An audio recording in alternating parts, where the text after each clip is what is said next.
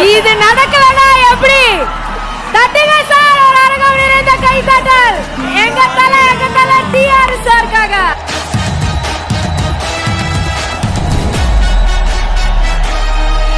என்னுடைய இதயத்தில் நிறைந்த ஸ்டார், என் இதயத்திலே என்றைக்கும் உதிராத ஸ்டார், என் உதிரத்தையே உருக வைக்கும் ஸ்டார், ஒரு சூப்பரான ஸ்டார், சூப்பர் ஸ்டார். இனிக்கிறது ஜீனி மட்டும் இல்ல, தமிழ்நாட்டுக்குள்ள இந்தியாவிலே இனிக்கிற ஒரே ஜீனி அது ரஜினி.